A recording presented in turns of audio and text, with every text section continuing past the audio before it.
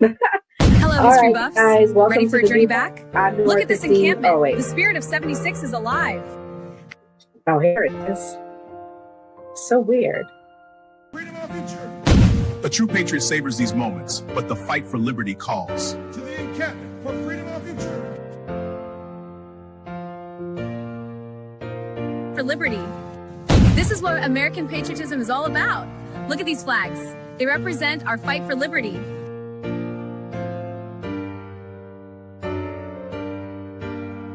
The hour our liberty is at hand. For freedom is robbed by. Proven wrong. Secure our liberty. My fellow patriots, the hour of decision is upon us. Let us march forth with courage to secure our liberty.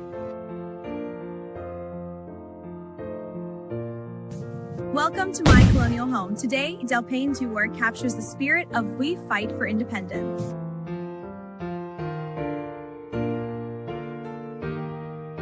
And our freedom. Greetings from the encampment.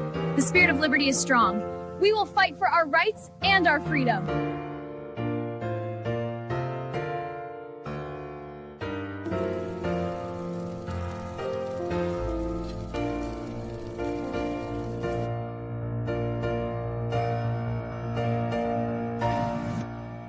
Hour is late. We must enact.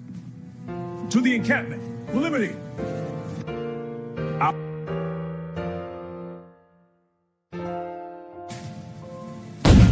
Soldiers, the enemy is near. Front line, front me.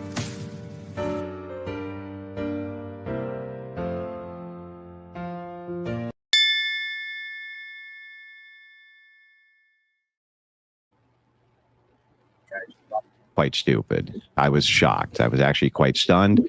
I didn't think that she was a very smart person at all. I had good reason to believe that going in, but I didn't think that she was a particularly good interlocutor. She never made any points at all.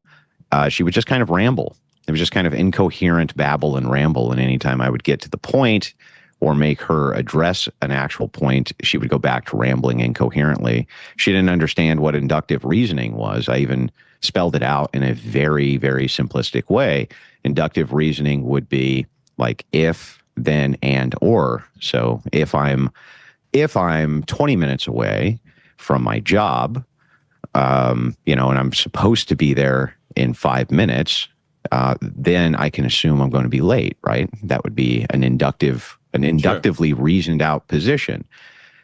When I explained that to her and then asked her to give me her induction for how we get to Israel, TPUSA, France, and all these other people in the conspiracy to murder Kirk, she actually didn't even understand what I was asking her. Yeah. So from my perspective, it was that was the toughest part of the debate, was that she actually didn't even understand half of what I was saying. Explain that, actually, because you do a ton of these debates, and is it sort of like one of those things? I have a good friend who's a professional tennis player. He said it's really hard to play against bad tennis players because you can't actually serve and volley like you've been training for years to do. You actually it gets easier if the quality of the opponent You're is better. anticipating where a pro would hit it back, and they just hit it some other spot. Yeah, exactly. Is it kind of like that where the person across from you is not even keeping up with the basic blocking and tackling of a debate? It's almost more challenging for you in that way? Well, here I'll demonstrate it for you. So you just asked me a pointed question. What your pointed question is, hey, Andrew, if somebody doesn't know what they're doing on the other side of this thing, does it actually make it more difficult to do this thing, right? Now, I could just say, well, yes, of course, and then we would move on with the conversation. But if I was going to be Candace Owens, I would say, well, what we're talking about here is how I feel about the various things that I'm talking about when it comes to debate. And you say that I'm not a very skilled interlocutor, but we have evidence of me being a skilled interlocutor. You can look back at all the times that I've done interlocuting with other people, and I think that we can all see what's going on here. Yeah. So you see, you see how that's completely unhelpful. Disclaimer. The views and opinions expressed on this panel show are those of the individual speakers and do not necessarily reflect the views or positions of this channel, its affiliates, sponsors, or production team. This content is intended for informational and entertainment purposes only. Viewer discretion is advised. We encourage respectful dialogue and critical thinking around the topics discussed. Party. Why I like the new party? Number one, it's a group of people that's on a panel. We all have differences, but we all basically still come together at the end of the day. The new party for me is about unity. The new party for me is about educating people to the truth, letting people know what's been going on in our country. With that being said, shout out to the new party, man. We're going to keep it going with y'all.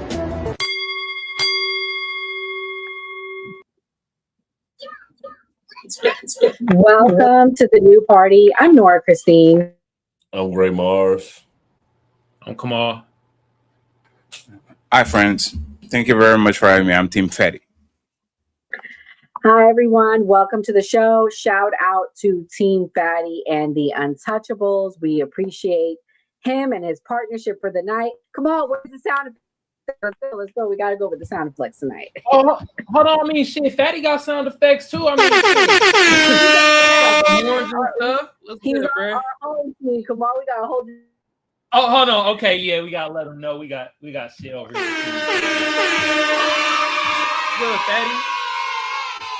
I'm very proud of y'all, friends. Very proud. And we're proud of you too, Fatty. And we have Andre Williams coming tonight. Fatty, Andre said you and him go back. Can you tell me about that relationship? How do y'all know each other? Which Andrew? Andre Williams. I think I ran into him somewhere. I'm not extremely sure. And then I look at him again, and he was this big content creator. I have no recollection of what we had going on. I was trying to get him on the show, and I thought he was like a regular person. And then I went to X, and he kind of like a gigantic monster. So I hope to have fun and to actually share panels with that man. He's a part of y'all crew, right? He's a very good friend of the show. We have a very good relationship with him. It's not a formal partnership like with the rest of our team, but you can basically say he's part of our team. We will always have love for him and a space for him here. That's cool. Can't wait to spar with him. Just like a light sparring. He has interesting takes. Fatty, what do you think you're most going to disagree with him on? If you were to have a formal debate, what do you think that one topic would be you don't see eye to eye with him on? The race issues is completely out of it. Like you can be, once you become predictable, like if I know a topic and I know the person is talking and I know where you're going to sit, no matter what happens, I think there's a problem there, right? It's like y'all talking with red pill guys, and no matter what happens, it's always the woman's fault. There's a problem there.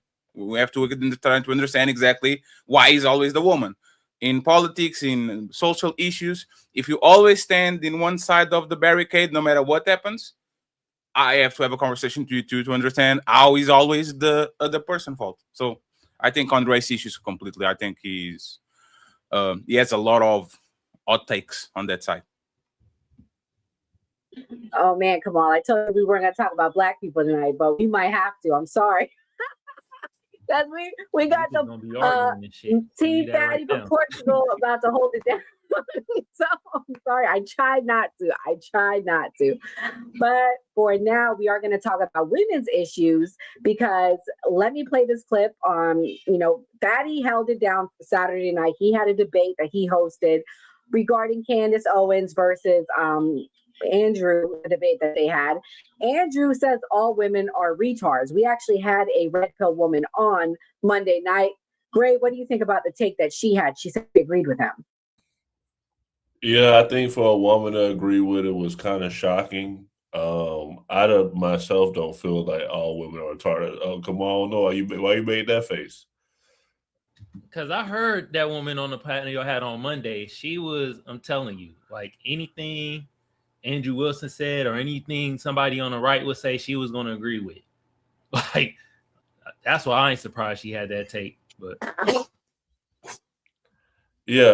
Of course, because her name is something red pill, so I wasn't like super surprised. But for me, I wouldn't, as a woman, say that if someone said all men was something that was a generalization, I wouldn't agree with it. I would say, okay, some men that applies to, but not to every man. So I was surprised at her take. That would be my take on it. I think what surprised me is Tommy Sotomayor went at her. He said she had a crusty wig. I wish I had the clip tonight, but I just don't understand like why she had that take. It just shocked me. Who are y'all talking about again? What's the name of the girl? What's her name? Brown Girl, Red Pill, or something like that. Gray. Oh, yeah. She said a lot on that show. I wouldn't go near no Red Pill channel for like 3 months. She said a lot on that show, and she was all, again, this is my public perception of people. I don't know this lady. I just kind of like, you can, like, I have difficulty in listening to people that have like their history, their story literally falls into the category of woman, the modern woman, all the things that she said she did before and all these. I'm going to leave it at that. And then all of a sudden you are a staunch conservative against baby deletions and all that. And then we ask, how many did you have? I'll leave it alone because it's not a part of the show. But if y'all actually watch it, is another closeted LGBT person passing legislation against LGBT people to overcompensate. I don't understand that at all. I think for me, Fatty, the thing that shocked me the most is if you're going to have the logic, you're going to have the rationale that women are retarded, we shouldn't be sitting up here on a panel, because based on that logic, women shouldn't be on panels like this. I mean, because we're retarded, we shouldn't be having opinions. You were right, Teen. You got a little bit upset because they were having that rhetoric, and is true. Is if you believe that women are art, they shouldn't be on panels. If you don't believe in boss babes and in feminism and in women being included on the conversation, you shouldn't be here. Candace Owens, Rachel Wilson, like, why y'all preaching conservatism when y'all doing something that is actually work of the feminist movement that actually got you here? Doesn't make a lot of sense. But I don't think I would have been so hyped if I didn't come from your panel, because I held my cool for 5 hours with them and I listened to them talk. And I'm just like, I can't take it anymore. And then when she said that, I was like, I'm done. Like, because literally to me, the smartest person on the panel was ABG, the girl, the female. Yes, that's very the crazy smart. part. She's a very smart individual, but she's a part of the Orthodox Church, so she's going to toe the line a little bit, but she's very smart. Well, we're going to keep this going here. I want to get into why I picked the topic tonight. The topic tonight, guys, is Nick Fuentes blames Candace Owens and Tucker right's downfall. This is what Nick Fuentes had to say, because he believes that the reason why the right is failing is because of Tucker Carlson and Candace Owens for questioning things. Here we go. Right wing can never, ever forgive Candace Owens or Tucker Carlson for. They can never forgive them for what I'm about to say. Whatever you think about what happened on September 10th, whoever you think did it, it doesn't matter. Some level. Whether he was shot or blown up, who pulled the trigger, or who was in Tyler Robinson's ear that made him pull the trigger, all of that exists independently from one very inconvenient fact, well documented thoroughly, which is that Charlie Kirk died that day, publicly, gruesomely. It was horrific. And people that didn't even like him cried that day, but not everybody. There were hundreds, thousands, maybe hundreds of thousands of left-wingers. Their first reaction, seeing a young man, 31 years old, with a wife and kids, publicly executed, his neck gushing with blood in front of hundreds of college students, their first reaction was to smile and laugh, and then to celebrate, and then film themselves celebrating, because that's how wicked they are. That's how much hatred the left has for us, all of us. That's who Charlie Kirk was. He represents all of us. I didn't like him. He didn't like me. I didn't agree with him. He didn't agree with me. He thought I should have been censored.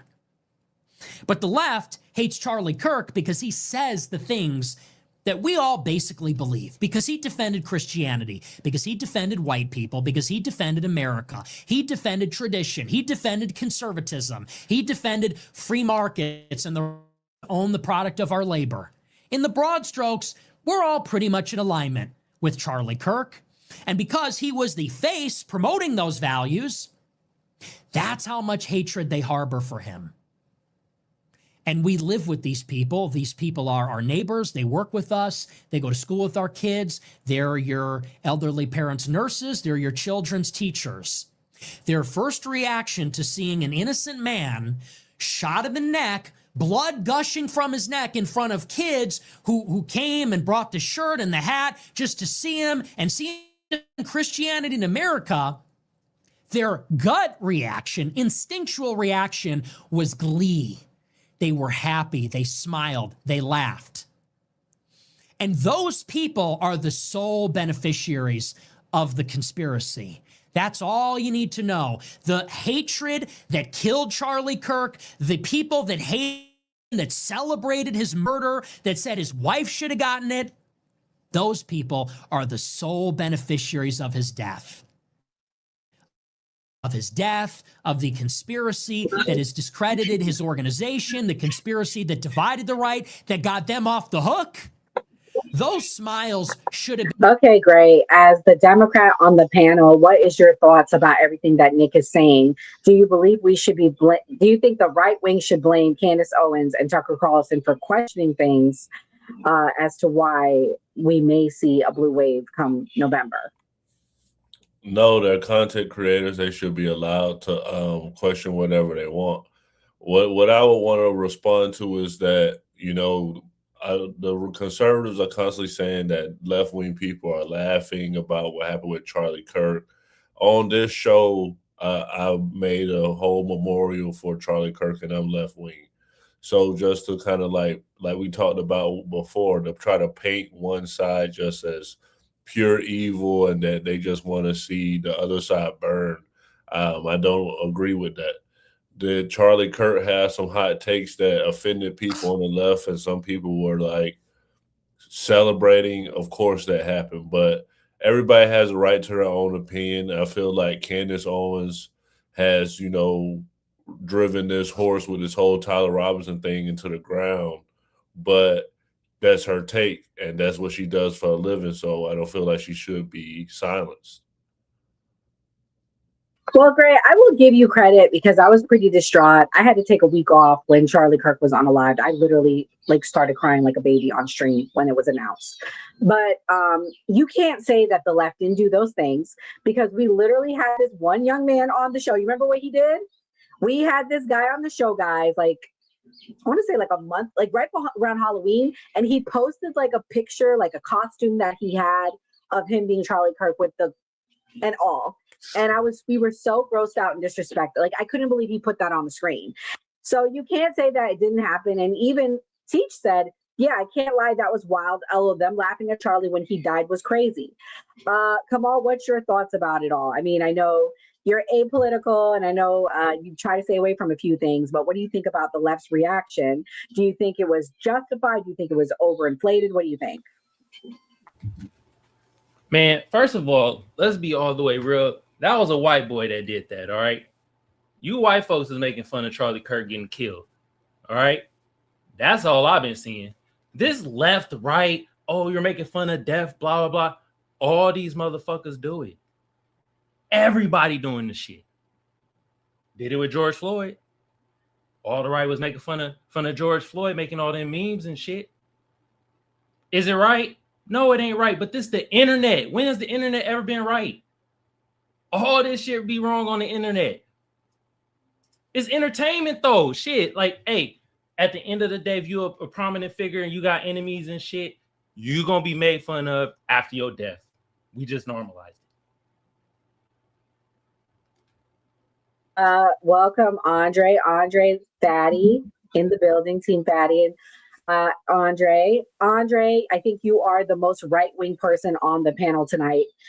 I know we talked personally at that point. You were pretty distraught when you saw Charlie Kirk probably as me, but you were upset about it, as most people on the right were. Do you think it's fair that Gray said he didn't see people on the left doing it? He said he was on the left. He did whole tributes to Charlie. So what's your thoughts? Well, one, it's good to be here with Fatty. It's been a long time since we've talked, Fatty. Very long time. Good to see you. I was only disrupted by Charlie. Watching Charlie die was like watching the quiet kid in the back of the class being killed. Nobody on the dissident right at the time, especially when I was running organizations and doing things, no one really looked at Charlie as like a serious person. Like, we respected the establishment that he made for people in college and high school, but he came from the Republican establishment. He was pro-Israel. He thought that America was an idea, and we thought that was fucking gay. And I remember so many people calling that out. So when he died, it was like, well, damn, you guys shot this motherfucker. It's like, wow, something must be going on here. Something has to be going on. I do think that he was leaving the pro-Israel movement, and from him leaving the pro-Israel movement would have caused a lot of disruption in the conservative, on the conservative right, mainly the moderates. They didn't want that. They couldn't have a bunch of 20-year-olds and 18-year-olds start being more anti-Israel than they were already seeing from the left already. They weren't going to let that happen.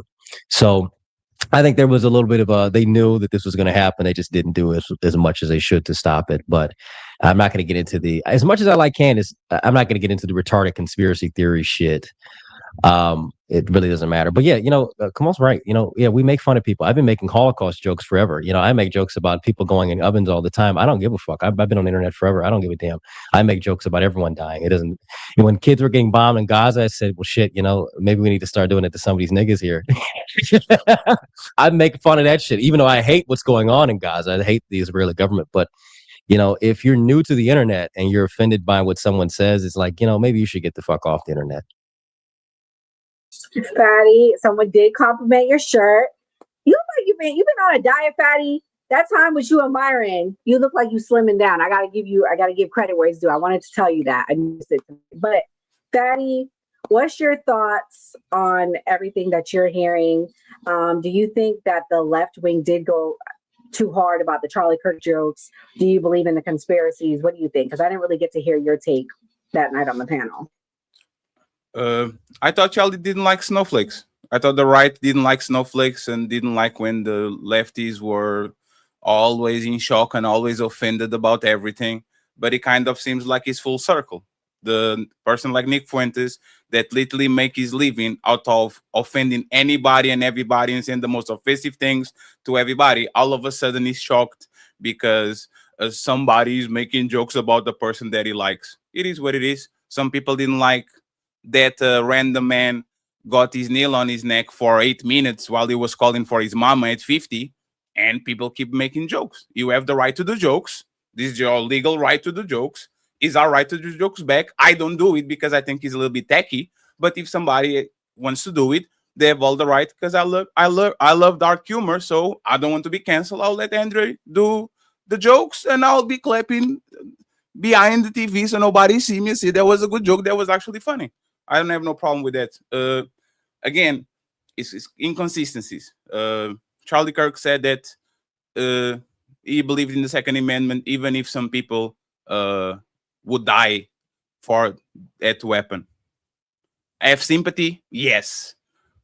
But I have empathy, yes. Sympathy, he didn't have sympathy for all the people getting gunned down when somebody asked him their question. So it is what it is. The last thing, like I said, is virtual signaling to the maximum. Both left and the right, for whatever reason, are getting addicted into the victimhood thing. They notice that if you are a victim, their power in weakness, like 20 years before, everybody wants to be the strongest person in the room. Now people want to be the weakest person in the room so they can cry and get social points, and social media riles up around them.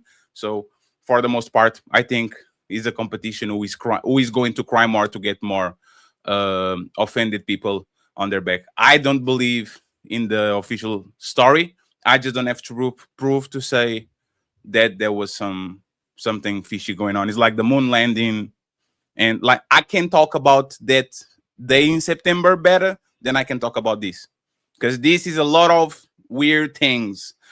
Somebody taking, like Candace said, the SD card, people paving the like after, like there's clearly a crime scene and everybody kind of cleaning things up, and it's kind of things that are very weird. I can't tell that that man is innocent, because the same way I don't think Candace showed any proof that he's a patsy, I don't believe that Andrew or anybody else actually proved there's not involvement of some dark forces, whatever it is that actually implicit on this thing. Andre, the point of the show, you missed like my intro, but pretty much the topic is Nick Fuentes is blaming Candace Owens and Tucker Carlson for the right wing's downfall. Did you see the Nick Fuentes clip? What do you think about what he's saying? He's pretty much saying that they're tearing down the right wing. Yeah. What's your thoughts? I've seen the clip, and I do agree with his perspective. I mean, you know, the right, I would say the dissident right against the anti-establishment right, you know, was doing very poorly before Charlie Kirk's death. It was kind of, you had the active clubs, which were fucking retarded. They did the dumb shit. Patriot Front was doing its thing, and you had everyone online. Charlie Kirk gets killed. Candace starts talking about the Jews more. Tucker starts talking about the Jews more. We start getting influx of people. So, you know, for somebody that's been JQing for years, it's kind of like great to hear people start talking about the Jewish question now. But it's like a lot of these people are retarded. A lot of these people are like blaming, you know, I didn't get fries at Burger King, therefore it was the Jews. It's like, oh my goodness, please stop, please. You're ruining what I've been talking about for years, which was something that was very, you know, you had to have a certain knowledge and a certain way to speak on these things. You've come in 5 minutes and just kind of ruined the entire thing. So I feel that Candace and Tucker's, you know, them walking into the conversation and just saying whatever to get the sensation and sensationalize everything has woken a lot of people up, normal people up, but then it's also done a lot of damage, because you have a lot of dumb people that don't know anything when it comes to organized world Jewry. They're not going to call out the establishment aggressively. They're going to call out bits and pieces, but, you know, we're cool with this side. We're not cool with that side. And you're going to see this. I'm saying this now. And I think Nick has said this, and so many people have said, you're going to see Tucker and Candace come out for J.D. Vance. They're going to say J.D. Vance is the guy we need to support in 2028. I'm not fucking doing it. I'm not supporting more. One, I'm not going to vote for anybody who has a fucking Indian wife. I'm not doing that. It's disgusting. I'm not having an Indian first lady. Two, I'm not voting for anybody that's going to still be a mouthpiece of the Jewish establishment that is going to send us into Iran and various other conflicts, not for the interests of Americans. I'm not supporting any of that shit. Until we get an actual nationalist, until we get an actual ethnic nationalist candidate, until we get a more racially conscious candidate, whether it be white or black, I'm not fucking going to support any of these people. So he's very much right on the money when it comes to his perspective on Candace and Tucker, which, like I said, I both like them. It's funny. I like Candace and I like Tucker. I watched both. Well, I really don't watch Candace. I'm not a woman. But I will watch Tucker like, oh, this is a great interview he did, great perspective. But it's like, this is such mediocre shit. This is like the most entry-level politics. And you need that. But it's like, fuck, man. Fuck. Come on. We need someone better, someone to go harder. And we really don't have that right now. Nick is great. Nick has been around, but we need someone that can be a little bit more genuine on the issues, in my opinion. Glad to hear that Andrew did a full 180 and now he supports Bernie Sanders. Thank you very much, Andrew. That was awesome. I don't know. Bernie was always based to me. We get the left and the right to have, you know, I like Mandami. I like Mandami for what he represents, not because I actually like the guy. I mean, he's a fucking Muslim and, you know, he's a champagne socialist, but he represents something that is coming that, yeah, you're going to get American socialism. You're just going to get American socialism, and you're going to get an American authoritarianism from the right. This clash of these identities, these ideas are going to happen regardless if we like them or not. So I'm for whatever wins and what's going to take us to the next step. But isn't Bernie Sanders, you know, the J? Would you have voted for him as a J still? I mean, you know, you're voting for somebody that's Jewish at the end of the day. Either they're Jewish or they're Jewish connected. So it's like, you know, you don't really get out the cycle. It's like, well, you know, that's why I love, shout out to Dan Brazilian. He's, you know, follows me on Twitter. He likes a lot of my content. I really want to see him beat Randy Fine in the election. Same thing with James Fishback. You know, I'll vote for those guys. But do I think they're going to go as hard as they should? I think Dan Brazilian would have definitely gone fine. But you're not going to get candidates like Dan Brazilian and James Fishback just yet. You see that. They're not going to get that. You're not going to get people who are going to be honest and open about the Israeli question, the Jewish question. You're going to have to deal with the milquetoast politicians like Abdul Saeed in Michigan, over here in my state, who's claiming that he's African and, he's a person of color now. Get the fuck out of here, dude. You're an Arab from Egypt. Like, please cut out. You're not a black person. So until we get the actual people who are genuine and direct about what they want, that's a long way. You're not going to see that on the right for a very long time now at this point. About you guys said a whole lot. One, I regret voting for James Fishback. He should have came on the new party where it might be having him on. Andre, I'll talk to you about that. I'm probably going to have you come with me to interview him.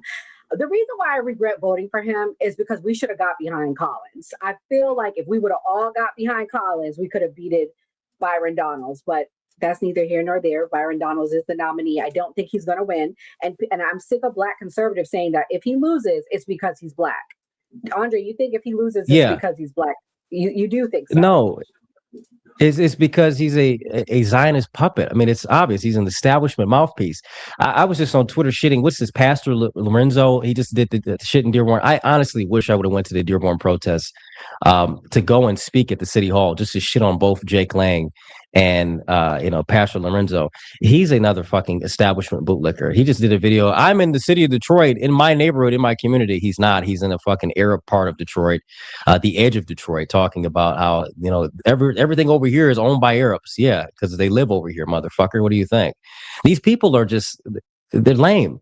They offer absolutely nothing. They offer no solutions. Black conservatism is dead because it's either they're bootlicking for Jews, they're bootlicking for the establishment, or they don't live in the damn community. And then also they are married to white women. I don't want to deal with any black person. You cannot sit back and tell me that you're the alternative for black betterment, and then you're fucking white people and then also taking money from Jews. So no. James Fishback, it's sad that he lost, but you know what the real reason why he lost? The right doesn't have the on the ground backing like the left does. The DSA, they have, they're winning everywhere. They've been able to get on the ground. The stuff I was talking about a few years ago when I was running an organization, like, hey, we need to get out in the community and actually help out. There's nobody doing that directly. You have Patriot Front, but like they're fucking white nationalists. Most people are not going to support that shit. So you don't really have anybody on the right, both moderate or even far right, that are on the ground doing anything they can get the people to support their candidates that they actually want to further our interests. That's why James Fishback lost, not because he was a bad candidate, but he didn't have the strong backing and momentum to carry him to the finish. I don't think that's why he lost. I think he lost because Trump runs the Republican Party like a mafia. Whoever he gets behind, everybody gets behind, because at this point, if you still are, I'm sorry, I love MAGA people, but you're in a cult at this point. If you are saying that you can agree with everything Trump does and you got to vote for who Trump tells you, you're in a cult mindset. I believe that's why he lost. I believe that Fishback should have got 20 to 30% of the vote had it not been for that high mindset that the Republican Party has, being loyal to Trump. You got to go back to it. You got to go. You look at the demographics of who voted for Byron Donalds and who voted for Fishback. It was like 30% voted for, and talked to people who were under 35, voted for Byron Donalds, compared to like 32% that voted for James Fishback. And then a majority of fucking boomers, people 55 and over, they all voted for Byron Donalds. All the boomers were like, let's go and vote for the black dude because Trump said so. So it just goes back to what I said. The dissident right, which is anti-establishment, which will actually bring some change in this country, and even the dissident left to a degree, they're not in power, or they don't even have the momentum to drive candidates over to the finish line. That's been happening for like the last 10 years. You've been seeing it over and over again. We can go back to people like Patrick Casey and Patrick Little, who ran on very far right extreme tickets back in 2018 and so on. Nick Fuentes was arguing with them. And guess why they didn't win? Because they didn't have the momentum to do anything to get him across the finish line. We've allowed Trump, and who even fucking focuses on Trump now? Who even watches the president today? I don't even think about the president anymore. That's crazy to even think about. You mentioned Trump. I can tell I'm like, you, who? Donald Trump. I can tell you as a Floridian, they are saying, I'm voting for Byron because Trump said we should vote for Byron. Byron is the one we should trust. That's who we're going for. Because Jay Collins was a solid. But that's mainly boomers. That's mainly boomers and like old establishment old dogs. The young crowd, we're not falling for that shit. Either we're not going to vote, or we're going to vote for people who are aligned to our interests. And guess what? There's not enough of us out here to vote because it's like a lot of us are. I'm 25, about to be 26. Many of the people are conscious, and not that many people are conscious of politics in their 20s. Unfortunately, there's more people today who are conscious of politics in their 20s and 30s. However, it's still not enough to kick out the boomers and the boomer establishment. Fair enough. Well, we're going to move on. I'm going to play this clip, another Nick Fuentes clip. This is what he had to say about Candace Owens, and I'm going to have Kamal go first. This is what he felt about her. We're seeing on social media, it's really more about who was the snarkiest and who was the most smarmy. I see one of the quotes that went viral from the debate is when Candace Owens said, "I can explain it to you, but I can't understand it for you." And this is just a statement without any substance. It actually doesn't mean anything. And when you hear something like this, you realize that what Candace Owens is, at the core, in her heart of hearts, is she is the right-wing version of Ketanji Brown Jackson. That's literally what she is. That is the most accurate analog. She is the right-wing equivalent of Ketanji Brown Jackson. In the same way that Ketanji Brown Jackson is underqualified, ignorant, barely literate, in the same way that she's injecting into the record of the Supreme Court all this snark and sass, you understood the assignment, this sort of thing, it's exactly the same on the side of Candace Owens. She's a total ignoramus. She is a typical sassy, ignorant, uppity black woman that a large crowd on the right wing of mostly women, but also some of these like wife guy types are enamored with. That's really what she is. That's what she does for the right. And it's not much different than, for example, when Kamala Harris says during the debate, "Excuse me, I'm speaking. A black woman is speaking." And progressives eat that up. It's identical. In the same way that Kamala Harris goes in the debate and says, "I'm speaking." And all these progressives go, "Oh my gosh, she ate him up. She ate," who was it at that time? Mike Pence. "She ate him up. Oh my gosh, she ate and left no crumbs." How is that any different than when Candace Owens says to Andrew Wilson, "Sweetie, honey, I can explain it to you, but I can't understand it for you." And Ian Carroll and all the other shitheads go, "Oh my gosh, Queen, go off."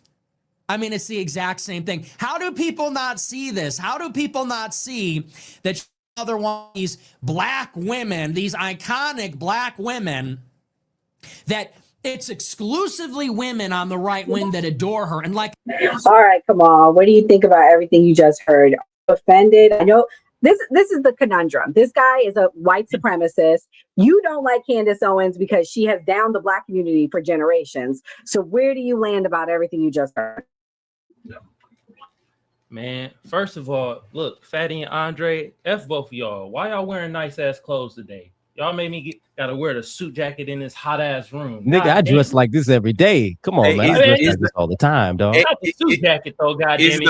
It's the first time I put a formal shirt in like 4, 5, 6 years, man. So I'm sorry. I'll not do it again. God damn. This is me every day. I walk around Detroit like this. We have to bring back black style and black fashion, all right?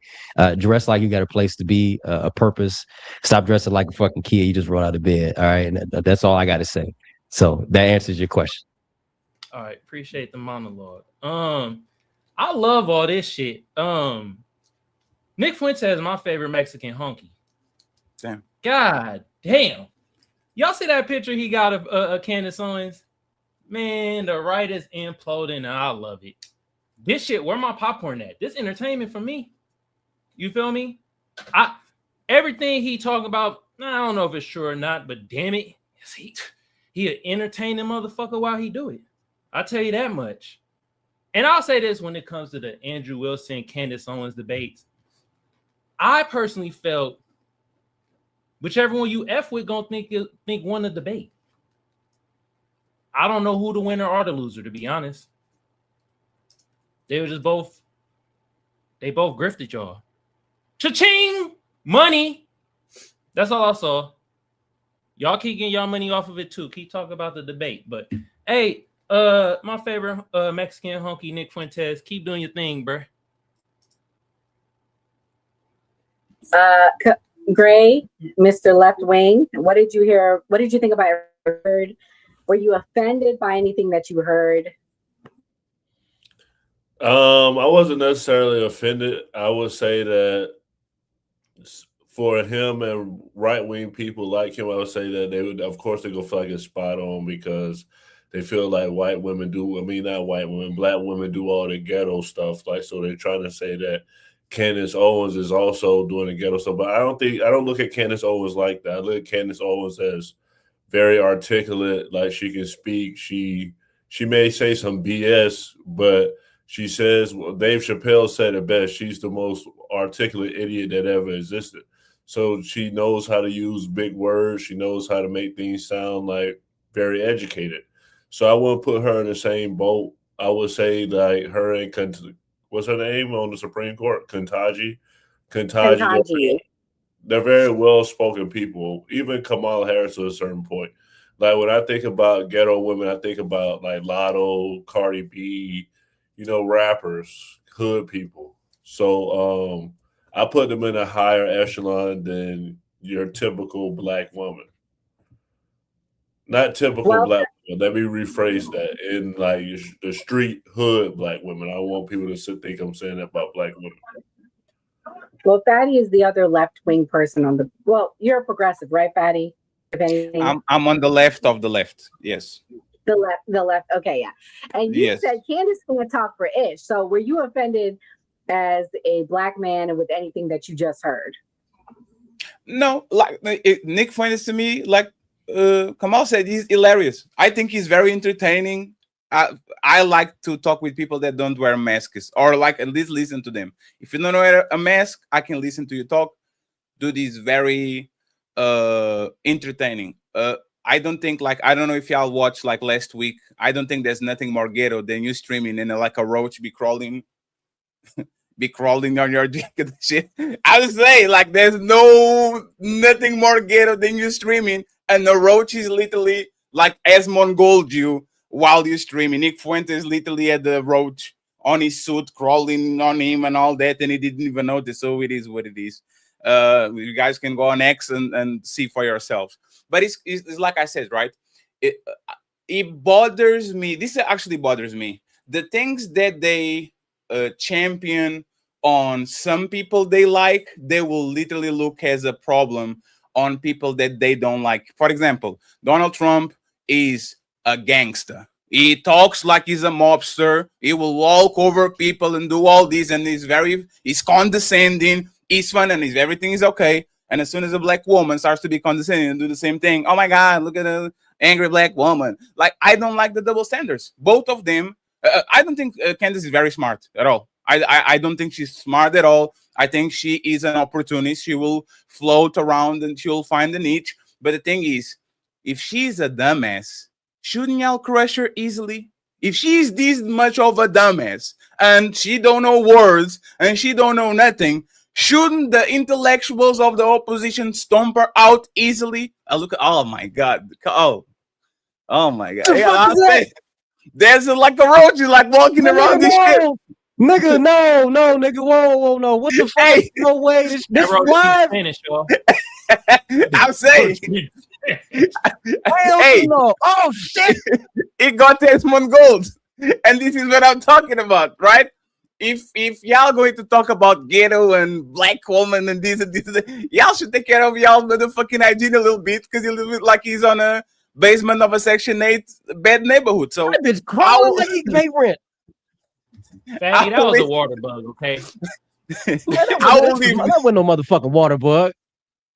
Shit, water bug. I don't know what that is, but it's not a good look, because you know what's fucked up?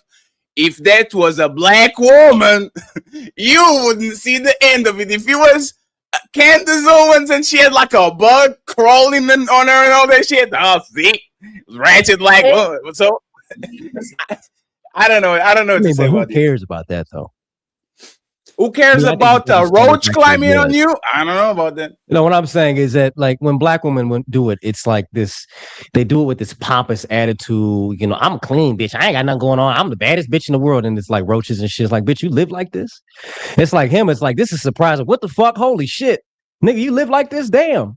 Like I said, they run around that motherfucker like he pay rent. You know, that nigga sit on the chair like he bought that motherfucker himself. He has a green screen on the back. You have no idea what is behind him. You have no.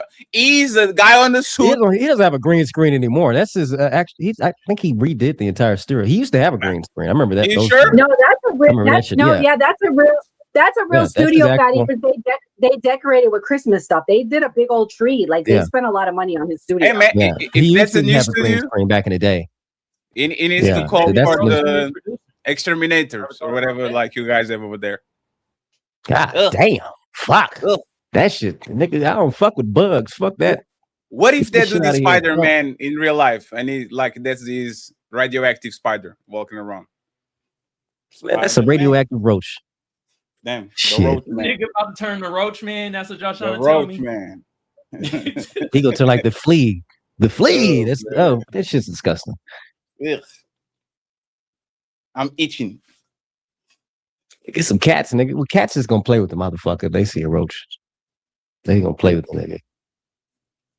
But no, I don't have nothing to add more about this. It's just like I said, like just be consistent. Don't flip flop between even on the left. And we were going to talk about Dean.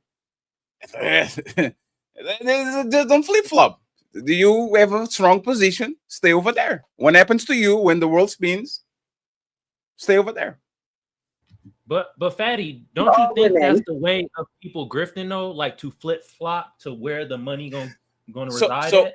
So Kamal, I think most of us don't have strong opinions that are not washed with $1,000 paycheck. See what I'm saying?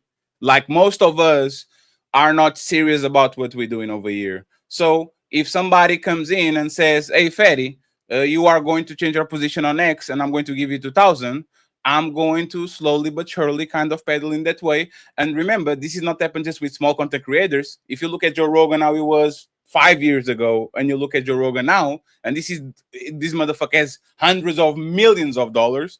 Like it's kind of fucked up. But as soon as it looks like you enter into the machine and you go through several doors and doors and doors and doors, by the time you get to the end door, it's not you. It's just a figurehead of the ideas that you had before you get there. Like Joe Rogan is not pushing a worldview and an identity and trying to build a movement. I mean, that's something I can understand. Like, yeah, he's going to take money from wherever. That's understandable.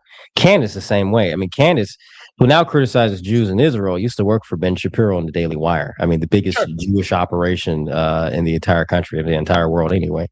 Tucker used to work for Fox News. Rupert Murdoch is a big Israeli supporter. I mean, yeah, these people are going to go where the money is. But, you know, someone compared to Nick, and I'm not a fucking Nick Fuentes ass kisser. I really don't care about Nick. I'm my own person. But to really look at it, when I see people who are pushing a legitimate worldview, I can't call them grifters. I really can't call them like they're doing it for the money. Because when you're getting banned from payment processors, when you're getting demonetized on platforms, you really can't say that you're doing it where I'm going to go where the money is going to go. Candace isn't demonetized on multiple platforms. Tucker's not demonetized on multiple platforms. Joe Rogan's not demonetized on many platforms.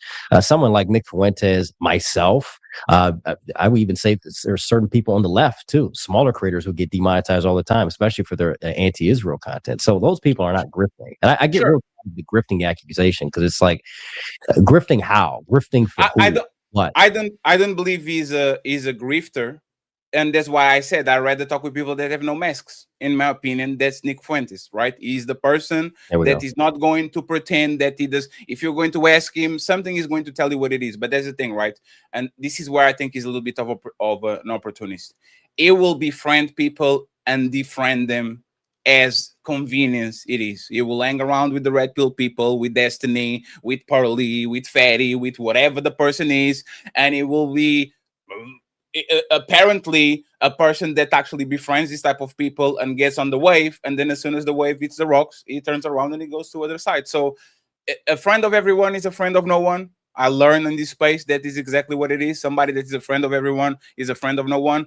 And in my opinion, even though I don't think he's a grifter, this is what I actually don't see eye to eye with him, is because he will side with anybody and sit on a table with everybody, not to clash with them, but to actually befriend them. Nick and Destiny shouldn't be on the same room, smiling and kicking and cacaing.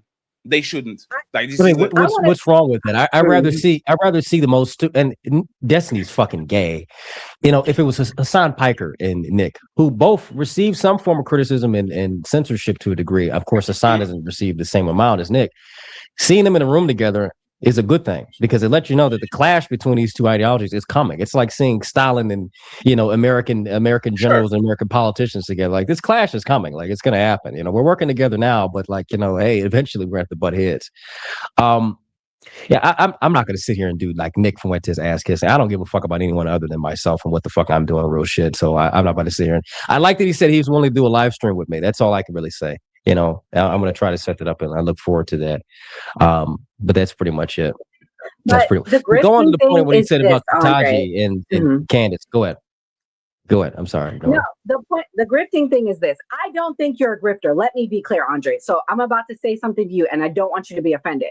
But when you make content talking about Black people versus when you're very intelligent, I will say you are literally top 5, one of the most intelligent people I've ever spoken to in my entire life. I'm going to give you credit. But Andre, when you make content talking about Black people versus making content talking about other intelligent points you make, which one gets more views? Well, they all get views. They all get views. When I made my 4 different types of Black American videos, which was very vulgar, very direct, that got me more views. That got me a lot of views. And guess what? Hold on. Let me say this. When I talk about how things are and being direct about shit, guess what? It gets views. It gets attention because people want to hear that authenticity. People want to hear that realism. They want to hear what needs to be said. I don't do it for entertainment. I do it for my entertainment. I laugh at the shit. When I'm making these videos, I'm doing it because I'm laughing at the shit. It's just funny.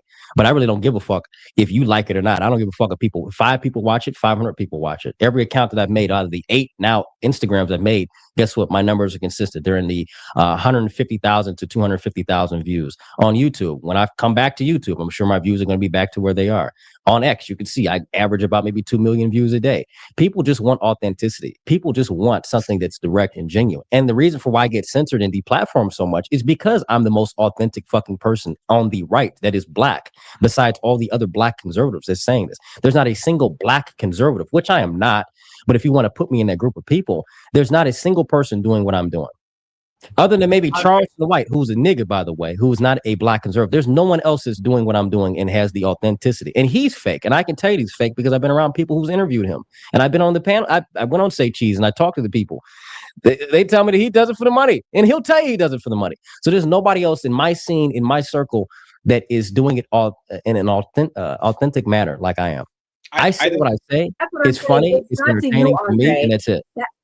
But yeah, I know you're genuine, but that was the point I was making because you said you don't think that there are people grifting. That's what I'm trying to say. I think people see when you get views for certain things. I don't even want to say you. When people get views for being extreme, for being controversial, and they're not as intelligent because you're very intelligent, like I said, and they want to do the same thing. They want to imitate it. Like Officer Tatum with this whole thing he's doing right now. No one was checking for him until he went over there to Mississippi. That's all I'm saying. People are doing extreme things to get views and stay relevant.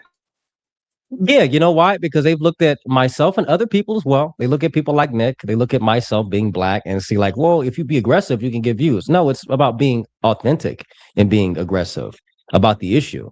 I tell people all the time, I'm always in the city of Detroit. People stop me on the street. I love your content. Oh, you know, how do you feel about this? And they see me in person. I'm like, I'm the same way in person. I call niggas, niggas, and niggers, niggers. I don't give a fuck. Because you know why? Because I'm living in this shit. I live around the bullshit. I want better. The people like Brandon Tatum don't fucking live around.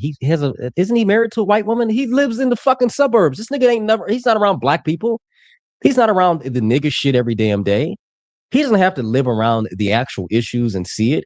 He doesn't have good case studies or say like, you know, I see this all the time. Nigga, you live in, you know about cul-de-sacs, not about fucking streets. Get the fuck out of here. You know about Meadowbrook Lane and Drive, not Joy Road and and Woodward Avenue. You don't have to deal with that shit. You don't have to deal with Gratiot and 7 Mile and McNichols. You don't have to deal about that shit. Hey, so Andre, let me ask you this though, bro. Go ahead. Quick question. So first question, do you think you're getting deplatformed because of the Jewish shit or the shit where you be like, I hate these niggas? Oh, I get deplatformed because of the Jewish. When I start talking about the Jews, that's when the Jews and black women are two things that I noticed that got me kicked off of TikTok. 7 accounts on TikTok, 25 million views each on each account. When I started talking about black women and Jews, got kicked out. When I was talking about black people in general, guess what? I was getting millions upon millions of views. Same shit. The same thing here on Instagram. Now on Instagram, people are targeting me because I'm talking about black women. And I go and talk about the Jewish question every now and again when I go on these panels. That's the most important thing. When I go on panels, I may most certainly talk about the Jews because I guess I get to expose a new audience to something that they don't get to talk about. But everyone hears about black people all damn day. So I get deplatformed on those two things. And I have every video that I could show, like, this is why, and this is when I got banned, and this is how I got banned. It's never because I said something about Jamal or Tyrone or, these niggas over here. It's only when I talk about black women, which is the golden goose of all the destruction and money that comes into the black community, and Jews, which funnels all that poison and profits off the poison. But I have one more question for you, Berber. Don't you think people would perceive that you're being kind of self-hating when you having tweets that black kids are retarded? Because black kids are retarded when we look at the metrics. Yeah, it's sad. I'm saying this because that's what we're dealing with. Let's just be real. Let's cut it fucking close. The black teacher came out and said these kids can't read or write. That's a retarded motherfucking kid. Let's just keep it real. We know that black people aren't all retarded. You and I are talking. You and I are speaking. You and I are having a conversation. This entire panel is filled with people who are black. So we're all having a conversation. So we know what the reality is. But guess what? We know how we are. But just because we're the exception doesn't mean that we're the rule. That's the thing that we have to understand. I'm calling out what happens to be the rule right now. Just because we're the exceptional black people that can speak in an intelligent manner and convey a point in an articulate manner doesn't mean that it is everyone out there. And also doesn't mean that everyone is going to reach that level, because there's levels and caps to intelligence. But when we have a large portion of our population that cannot read or write in fucking high school, that are so illiterate and don't care about education because we've told black children that, fuck going to school, nigga, just rap and fucking play ball. Fuck going to school and getting an education. Just do the bare minimum. And we celebrate that and champion that. Yeah, we got to call motherfuckers retarded because I want us to do better. So ain't no self-hatred here. If it was self-hatred, I'd be with a white woman. I'd be living in the suburbs. You would see me with, $2 million in the bank. I'm doing all these, interviews on Fox News. No, I'm as real as it can be. Yeah, but yeah, hold on. I do have something to say. Hold on, Fatty. Hold on. Andre, so that teacher actually has been outed as a scammer. So sometimes it's like, we know these niggas do shit for money and they'll say certain things. Now, is there a problem with, I say our kids, and that's the thing, because kids in America can't fucking read, right? Damn near adults can't read, all right? But when you put the onus that you say, these black kids retarded, you know what that signals, though. It's kind of like a dog. That signals the truth, right? Man. Like I don't give a fuck if he's a scammer. That has nothing to do with, that has nothing to do with the video and the fact that we look at the statistics, that is something that can be held up and be proven. Even here in the city of Detroit, I can go to multiple schools. In fact, I'm working on a project to even expose that. So yeah, this is something that is honest. Let's just be honest. I know American kids in general, compared to all the other kids in the world, are fucking retarded. Like, they don't know shit. It's embarrassing. But I don't give a fuck about everyone else. I care about us. I live in America. I want us to do what we need to do so we can be able to contribute to this grand collective that we're part of. It's like being on a team, man. I'm sure you played sports in high school or played any kind of, did anything. I didn't. I joined the military. I did that in my early 20s and went out. And when you go on a team, you can't sit back and talk about the high speeds that are doing well. They're doing well. The captain of the team, I expect him to perform well. I expect these people over here who are good runners and they come to, they're going to do, but the rest of the team is shit and not performing to the standard. You can't just sit back and say, well, we got some good players over here. The whole team is fucked up. So now we have to set a standard, and either people are going to meet the standard or we have to get cut. Simple as that. Failure to adapt. They can't adapt to the standard. Kick them the fuck out. Simple as that. That's what you do as a people. I will say this, because I used to play basketball, right? I was, a captain of my high school team. I will say this. You could say to a player, say, black folks, this is our team. You could be like, hey, bro, you fucking up, right? Compared to, hey, you fucking retarded. You fucking up. It's going to get a different response, right? And to you, you might be thinking, I'm trying to show love, tough love, this and that. But to the outside, to us, it make it seem like, oh, you don't give a fuck about us. Why the fuck you calling us retarded? You could get the same message conveyed talking about, man, what the fuck going on with our black kids not reading and shit? Compared to saying these black kids. What you're doing, I want to stop you here. And somebody said in the comments, they said before me, what you're doing is you're trying to tone police me. Like, well, it's your tone. Is it true or is it not true? Let's get to that. Is what I'm saying, is it true or is it not true? That's all I give a fuck about. I'm not going to say it in a nice way because what we're dealing with isn't nice. What we're dealing with as a people is not fucking good. I don't give a fuck how it sounds. I don't give a fuck if you feel it. Oh, I didn't like how he said it. Let's focus on the fact that we have to live in it. And if you know and you live in any predominantly black area, it be Detroit, be it the south side of Chicago, be it Baltimore, be it Washington, D.C. When I talk nice and you say it nice, nobody's going to listen to that shit. But when you say it direct, like this is a fucking problem, we need to get together, people want to listen. They're like, well, what the fuck is going on? Nobody's going to listen to the nice guy. We have too many nice guys in the black community. Let me just say this. I'm not playing here and I'll let you guys go. We have too many nice speaking black men. Oh, we need to talk about this in a nice way. Fuck that. We've been talking nice for the last 20 years since I've been born and alive. And guess what? Shit hasn't changed. I live in the city of Detroit. When I was born, it was 900,000 people in this damn city. It's about 600,000 people today. And guess what? It's crime and the fucking city's empty. The schools are failing. And I went through these schools and I've seen how fucking slow these people are. And I'm growing up and I'm working with these people and they're my age. And now we have the next generation of fucking dumbasses that are going to take care of you when you get older, that are going to take care of your children as they get older. No, we can't talk about it nice. We've got to talk about it direct because guess what? Nobody's coming to help us or save us at the end of the day. And that's why I say what the fuck I do and keep it in the way it is. But my thing was this, Andre, I feel what you're saying, but both of my things that I said, none of that shit was nice. Saying, what the fuck wrong with you motherfuckers? Why y'all not compared to y'all niggas retarded? It's still the same tone to me. It's the words. You gotta understand, if people dumb as hell, as like you would say, right? You gotta understand sometimes when people hear certain things, they're not gonna listen and take it a certain way. You don't gotta change your tone. I don't do that tone policing shit. But I do understand when you say certain words, it do convey a different reaction to the listener. It's not about the tone, it's about the funding. This is why and Andre is actually wrong. Is because he picks up the conclusion that black people can read and he makes a race thing when it's clearly a money thing. Black people born and raised in Beverly Hills don't have that problem because they have a bunch of money. Candace doesn't know how to read and doesn't know how to say words, and look at her getting $1 billion per month. So it's not about the conclusion that people disagree, that these kids don't know how to read and they are dumb. Is because what makes them dumb is not race, is actually where they're born. Because I guarantee you, if you put a white I guarantee you, 1 second, please, you can interrupt me while I'm Fatty, where are you from again? What country are you from? I'm from Portugal, Europe. Are you from Portugal? You live in Portugal or you live in the United States? I'm from Portugal, live in Portugal. Let me finish, please. My thoughts. You live in Portugal, okay? Yeah, here's another thing. No, we're not going to stop letting foreigners. We gotta stop. Yeah, we gotta do it. We gotta do it. We gotta stop letting people talk about. While you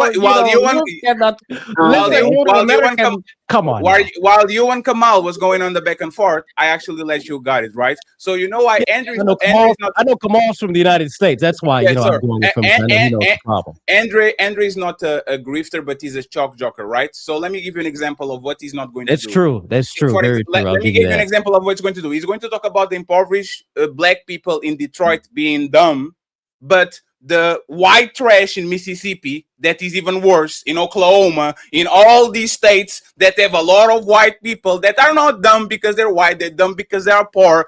Compare those numbers per capita. You know what's funny? I didn't interrupt you, IQ, sir. IQ, sir, I didn't interrupt you, right? You have a suit, you are dressed well. I'm interrupting. Do you have manners? Do you have manners, Andre? Do you Not for foreigners. We have great manners to Americans. That's why I give Kamal. Who I know who doesn't like me. I know does not like me. I gave him more respect because he talks more shit than you have. And you know what's funny? You know what's for foreigners. Hey, Andre, I thought your Andre card will be revoked next month. I thought Andrew was a black man, but he's actually a nigga. Because every time he gets on his feelings, he behaves like one. Look at him. Like every time I you hear just knew it because something, I knew you were going to chimp out. I knew the Portuguese monkey was going to every time you hear something you don't like, let me interrupt myself. But go ahead. So you are going to actually to point out and to agree with me that this is not about race. This is about income, and it's about how much money is allocated to your educational system, to your schools, to the infrastructure and all that, because you can go all around the world and see that people that are poor are dumber, and people that are rich, because they have more access to resources and teachers and tuition, they are actually on the smarter realm of the thing. Now you get the microphone. Don't forget to mention those trailer park trash white people from Mississippi that don't know how to read and write, not because they are white, but because they are actually poor, just like your fellow Detroitans. Go ahead. And by the way, friends, I'm going to close out my stream. I had to get Patty, you know, we had to get this. Go ahead, close out your screen, buddy. Yes, friends, I'm going to close my stream and send Yal to my American friends. I love them a lot. They treat me very well. So that's exactly what we're going to do, okay? Because we are... about you know what I think before you go, Fatty? I think I'm not Nora, I'm not leaving. Nora, I'm not leaving. I'm just closing my stream and sending everybody to your stream. Okay, I'm not leaving. So come to this side and let's have fun over here, because Andrew needs an ass whooping. Here we go. I needed ass whooping anyway. So, you know, I had to shit on family because we go back a long time. That's why I had to shit on the Portuguese, you know, people. They always want to come over and talk about what we're doing. It's always people outside of America that wants to talk about American things. But anyway, so he mentions, well, it's not about race. It's about the money. When we could look at various different peoples across the entire world in the most poor parts of the world, and guess what? They come over here and they actually perform better than black students. This is something that's been reported on and even broken down many times. Immigrants even do far better than black students in many schools. And that's a sad problem. Very sad. And I got even studies of that here in the city of Detroit. That's very sad. And you bring up the white people. Oh, the white people. Okay, let's look at the average SAT score of a black American and the white American, even in those areas. Even with that, black Americans are still doing poor. Now, when it comes to things like taking the LSAT, black people actually do very well compared to all the other groups. It's actually something I love that they do very well on. Going to law school, black people are actually coming up on that. However, they're brought down by many of the poor-minded and even less intelligent black people in the community. Now, you want to go back into this, you know, it's money. You can bring up everywhere in the world historically where there are poor places and poor people, and they still do not have the same quality of living. They still do not have a culture that embraces mediocrity and being less intelligent and promoting these things. So what you're talking about is this fucking retarded. Well, you got these poor people over here in this part of America that were white. Okay, they're retarded too. I don't fucking like them either. I think they're dumb as well. I think they need to be held up to, white people need to get them together. But I'm not talking about those people. I'm talking about my people. This is the problem that we have with black people. When you start talking about black issues, they want to jump to, but what about what white people are doing? I don't give a fuck about what Cracker Jack and Hunky John are doing. I'm talking about what we're doing and how we can contribute and how we can go forward as a people. This is the problem. This is the problem. Dude says the SAT is not an indicator of intelligence. Yes, it most certainly is an indicator of intelligence. The ACT, SAT, yes, it is. It's a very much big indicator. Now, guess what? Just because you're a variable and a exception does not mean that you are the rule. This is the problem. I'm glad that the guy who says, I got a PhD, I'm glad that you got a PhD in whatever.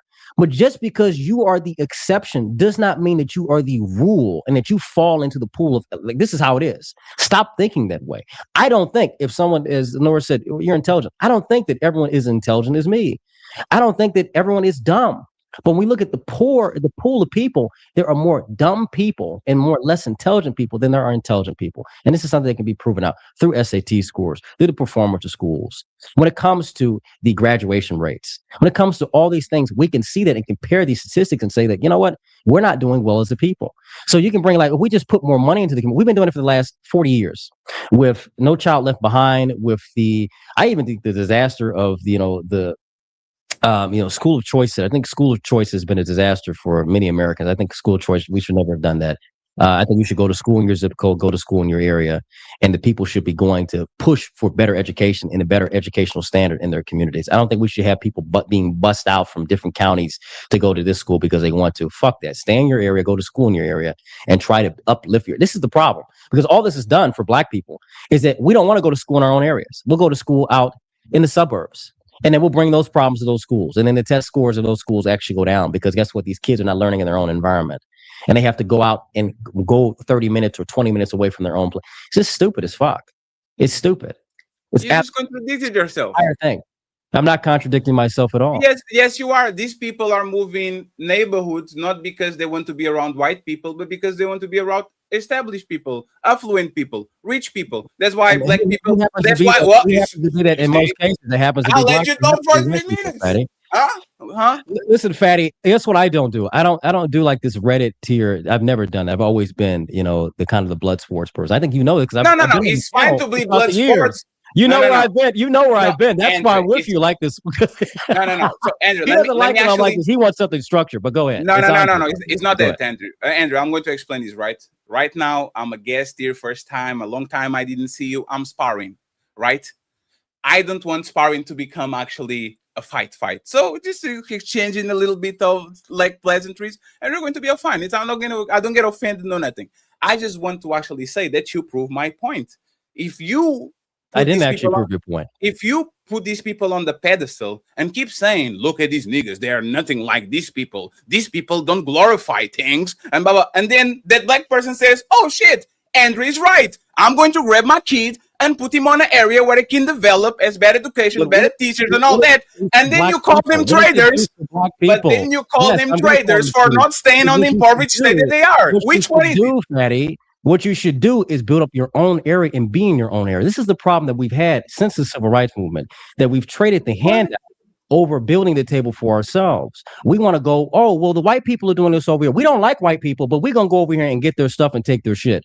Fuck that. Go build your own and stay in your own. Okay, so let's do this. Stop. Now you don't want interruptions? Let me mute myself. Stop. I'm still going. Stop. Here's the thing. You look at, and I see this all the time, especially in predominantly Black areas. We don't have this in our area. We don't have these businesses. It's Arabs and Indians and Asians that have all these businesses. Okay, nigga, go start a business.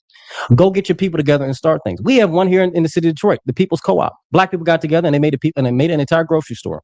And it works very well here in the city of Detroit. But that's one example.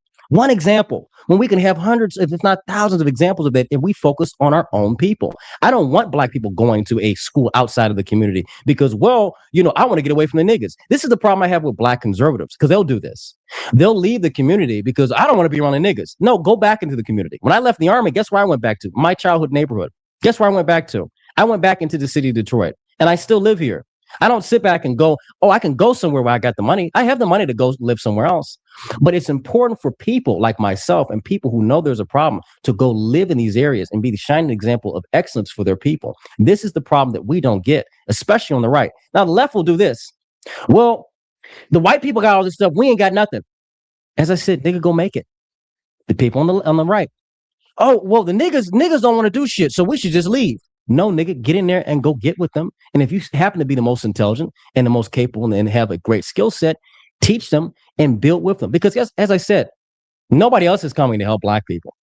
Nobody's coming to help Black people at all. So, and someone said, why does it have to be racist? One second. Come out. Okay, do your thing. One second. So again, this is Andrew and Andre. It's the Portuguese name. Being a hypocrite, right? Because let's actually look at everybody else, right? The richest man on the planet didn't stay in South Africa. He saw better on the places, and he decided to jump ship. Now he's idolized by Americans, and everybody's on his nuts, even though he left the country that he was in South Africa, and now has a bunch of companies on the United States. If you actually look at the history of winners on the planet, white people colonized everybody for 500 years. They decided to go to places that was not theirs and took shit.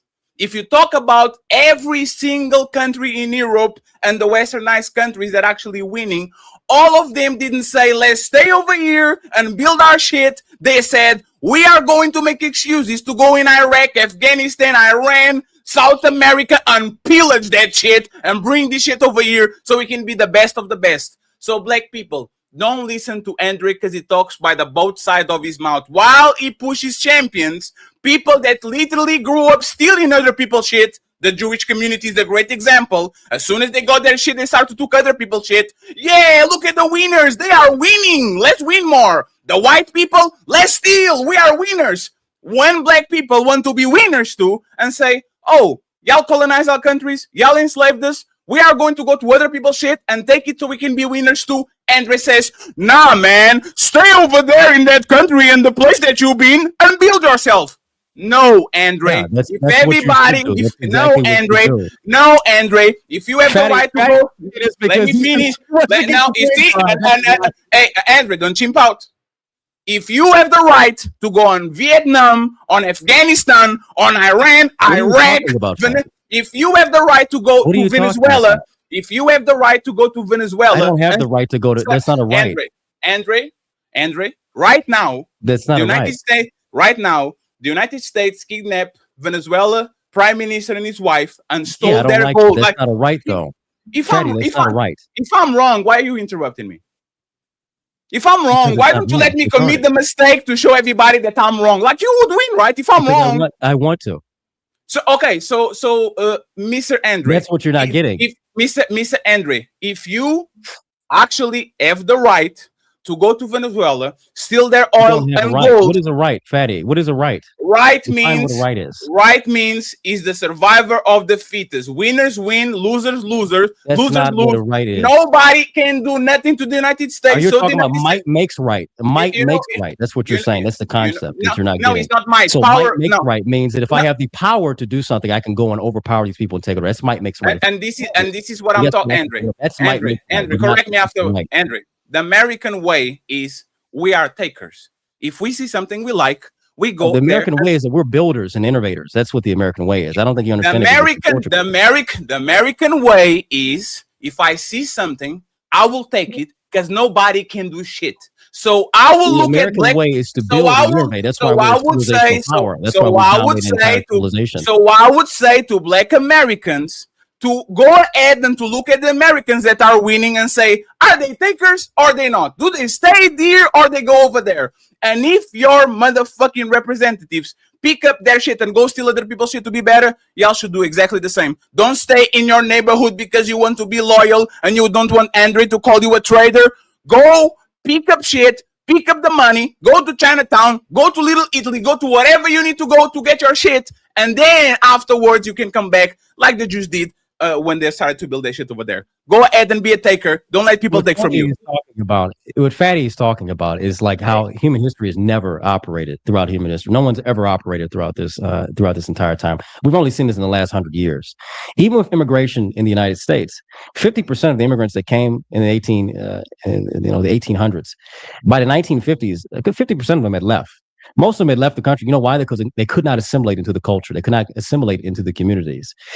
So you're sitting back saying that, what you should do is leave your community, not build it up, and go somewhere else. Well, we're going to be dealing with the same problem. This is the problem that we're having now. We don't have anyone in our communities actually doing anything and trying to build anything for ourselves. We want to get something and get the handout. We got to get reparations. We got to get somebody's got to pay for this for us. Somebody did this to us. No one else around the world thinks in this way. Everyone else, even when they come to this country, they come to this country to take and give back. We have a lot of money that leaves this country from immigrants that come over here. They work and they send that money back home to their own people. So here's what we should be doing. If my country, and not an immigrant, because I think you don't understand this perspective because you're not an American. In America, we build, we innovate. This is why we've dominated this entire world. And we are a civilizational power because we innovate, because we build, because we create, because when we see that something is fucked up, we try to do it right.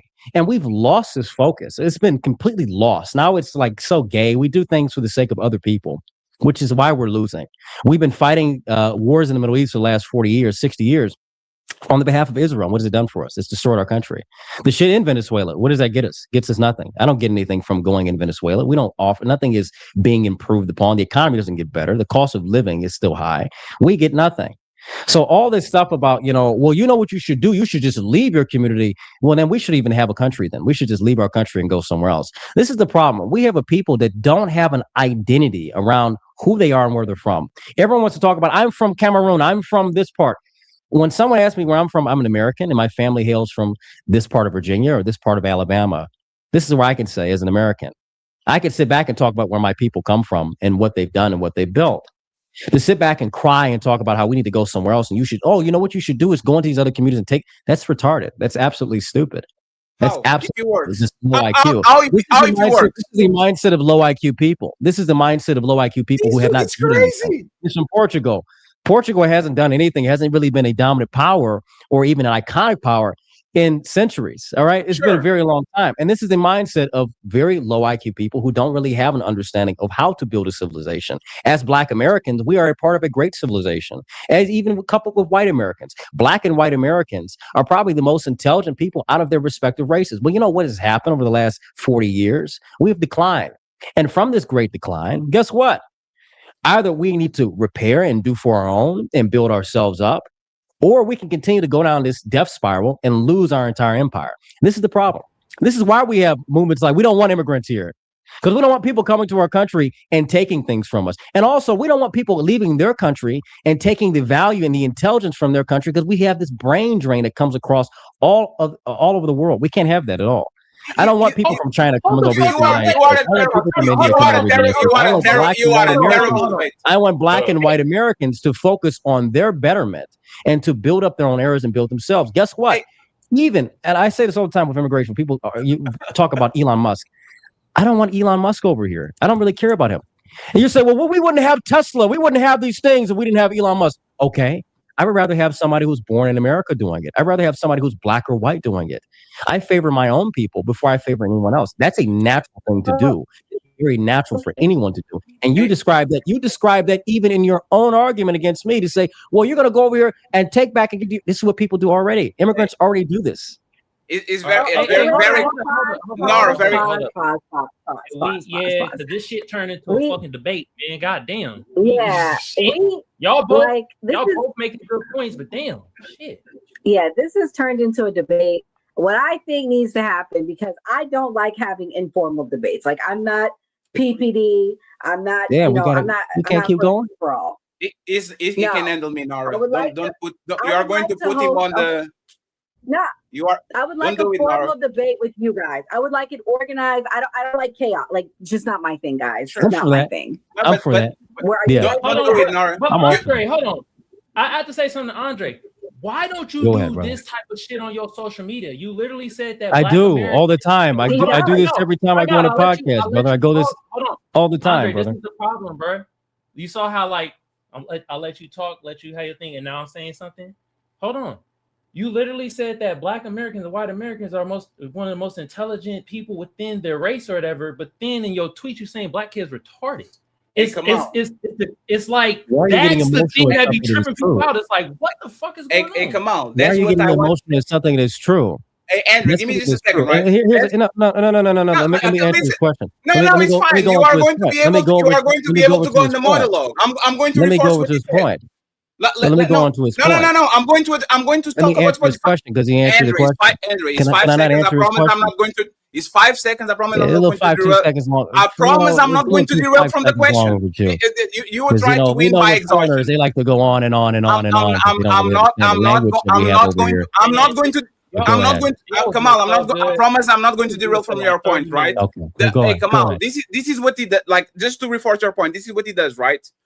He will be shitting on his own tribe for a year, and then when he finds a foreigner, now he's ultra nationalist and he's proud of being an American. And black and white people are the same. This is what this motherfucker does. When you met me, hold on, Fatty. When you met me, what was I doing? I was running the organization. We did the same thing. You know what? Let me go on mute again.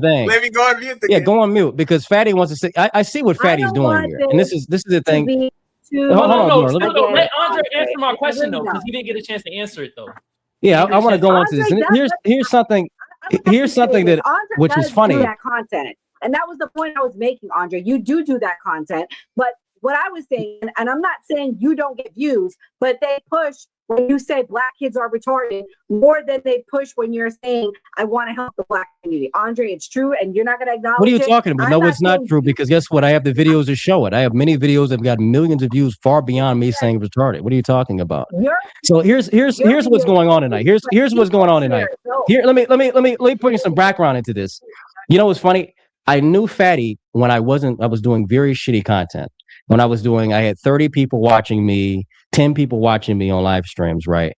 And Fatty, I actually asked Fatty for a debate very long time ago. And you know what he did? He ignored me, which was very funny. He ignored the fuck out of me. And I got, I don't know if you remember Jay, Fatty, but Jay could even verify this. He ignored the fuck out of me. No, I didn't. Go on Discord. Years ago. Yes, you did. Yes, you did. I can prove it. I can prove it. You go on did. Discord. You did. You ignored me. You ignored me. And guess what? It never happened. Why? Because you're the one who sat back and you want to do the debate. And I'm like, okay, let's do it. And you never set the thing up. This is years ago. So now, hold on. Let me continue. Now that I've been doing my content and now that I've been talking and doing all this stuff, Fatty sees me where I'm like, well, he just wants to shit on his own people. When you know, and we've spoken about this, I have never been on just, I want to shit on my own people. I've been consistent about what I believe for years. So this is the thing that I don't like. This is the thing why I don't get into the social media shit with people, because everything for people is all about, you know, trying to come and bring people down. I'm not into that. My message is very consistent. I want America first. I love my country. I grew up in a household like that. I talk about black people because I'm black, because I'm looking at the conditions of black people. I say it aggressively because someone needs to say it aggressively. I said this earlier, and I think the audience agrees with this. We have too many flamboyant, weak mouth ass black men talking about these issues and not being direct about it. Everyone wants to talk around the problem. I refuse to do that, because I refuse to be the next generation of black men. As I'm being 25 years old, being an adult, I refuse to be 20 years in the future saying that, you know what, we didn't really do that much. We failed to. I refuse to sit back and do that. I refuse to be in that camp of people. So it's funny that, everyone's like, well, when you do this content, I'm the only one who does the content. And when it comes to the content, I'm the one who knows the numbers and knows the metrics. Hold on. I'm the only one who does the content and knows the numbers of my content. And I can tell when my content does well and my content doesn't well, when it gets banned and when it doesn't get banned, and on what topic it gets banned, and what topics have pushed me up further. The one video that's gotten me really far that I've done 3 different times has been the 4 different types of black Americans. That's gotten me everywhere. And I'm very aggressive and consistent about that. Another video, I've been very directed. Interviews I've talked about, immigration. That has gotten me a lot of places. Segregation. I've been very staunch and very outspoken on that. So someone to say that I'm doing this, I'm doing this to just shit on my own people, are very disingenuous and really does not have any fucking idea of what they're talking about. I'm probably the only one who actually has time. Hold on. I want to clarify why I said what I said, Andre. Hold on. Calm down. Because I don't want this to be a pile on Andre thing. For me, that's not what I was saying. I honestly don't think you were, Kamal, because you've been pretty civil with him tonight. What I'm saying is, I don't want Andre to feel like that. What my point I was saying to you, Andre, is white supremacists, when you call black kids the R word, they share that. I'm not saying you don't get the same different amount of views. I'm saying what the white supremacists push is when you say that they share it everywhere. That's what white supremacists? Who cares? Why do we keep talking about white people? I don't care about white people. How many times do I have to say this to everybody? I don't give a fuck if white supremacists, white nationalists, weak white people look at the content. We live on social media since COVID. Everyone's on this motherfucker. Everybody's grandma's on this bitch. Even people's cats on this shit. Everyone has a social media account. So I can't stop this part of America or these groups of people from looking at this content. I offer many solutions to the problem. I've done many videos. I've done many interviews. I've done many videos where I provided detailed solutions. And you know what happens? Black people still attack on that. And guess what? White people still talk on that. Who cares? Is what I'm saying right or is what I'm saying wrong? And there's not anyone who could say that what I'm saying is wrong, other than, well, you're saying it wrong, or I don't like what you're saying, or these people are listening into the conversation. Who cares about that? If the house is on fire and I said we need to extinguish the shit, we should be talking about, well, the neighbors may be looking if I don't like the neighbors may not like the way we use the fire extinguisher. Who fucking cares? Does the fire need to be extinguished? That's all that matters. And I get what you're saying, bro. But the thing is, this is my thing, right? It's like you tell me, right, and you're telling the people on the panel that you have this content of I would assume Black empowerment, right? And you're on this panel, and as you're talking to Fatty, you are bringing up a lot of us Black Americans, and also you included white Americans. We are great, and we do this and that because, you know, Fatty's a foreigner. So you're bringing that into play. But my thing is, I don't ever see any of your content of where you're talking about, look, I'm doing this as a Black man in the Black community. And no, I'm not the only one, though. It's people in the chat that saying shit, but I'm speaking for myself, right? But what I'm saying, hold on, Andre, let me finish. My thing is, you say you do this content. Why don't we see it pushed out if you have all these numbers for that type of content? But when the content is you niggas ain't my name, go up and look at the video. Go look up the videos. Go look up the video interviews I did. Look at my Say Cheese interview. I did an interview with Icewear Vezo here in Detroit. He hasn't released it yet. That's somebody in Detroit, a local Detroit rapper that I talk to.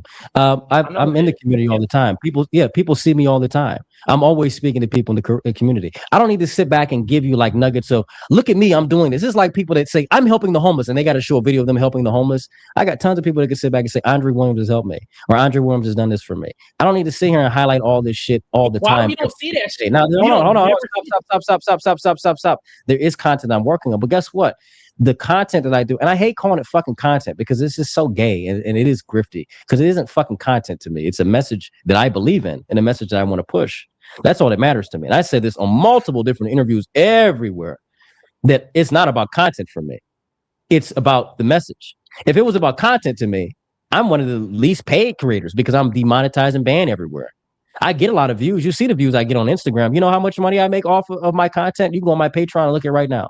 You can go on Facebook and get a gauge of how much I make off there. Every other platform, I'm demonetized on X. On YouTube, you know, I'm not going to get the same amount of fucking pay, even as this platform. So it's like I'm doing this for the sake of the betterment of Black people. I call this out because this is a form of bettering Black people. But everyone's worried about, as I said, well, what about the white people? Go look at you, how you trying to extinguish the fire, and they might like it, may not like. They may like the fire. I don't give a fuck. Andre, focus on me because I'm having brought it in. Okay, Fatty, go ahead. I'll let you get. No, I'm just saying because I want to wrap up this portion. Go ahead, Fatty. Because y'all going on a circle, right? Is why don't you do it? I do it. Why don't you do it? I do it. What he does is called she's a Schrodinger nationalist, and he's a Schrodinger immigrant. Immigrants are at the same time bums and worse than Americans, but they come here to take our jobs and to send money back home and are very hard workers. And then you pick the position depending on who you're talking to. If you're talking with a foreigner, you are a nationalist and you're proud of. You see, Hey, Andre, let me finish, please. I will ask the moderation to not allow Andre to interrupt me over and over again.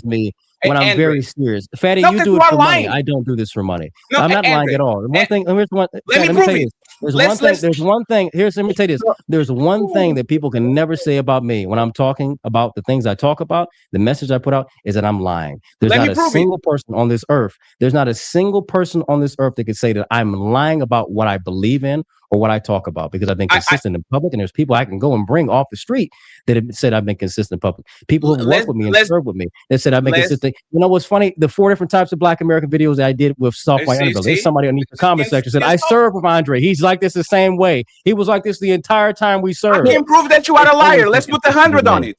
Let's put 100 on it. I can prove it right now. I can prove it right now. 100 that you are a liar. I can prove it right now. 100 that you are a liar. You need to put any money that I'm a liar. I'm a liar. How? Right, go ahead.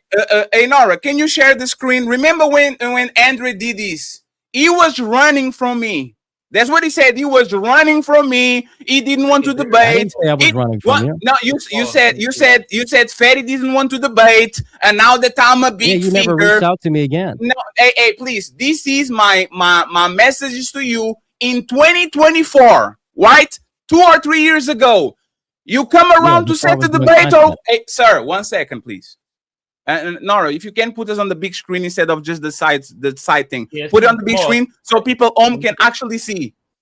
Hey, you coming around to set the debate or what? This was July 2 of 2024. The next one. Hey, Henry, sorry for the response. We have another call debate. Another one here.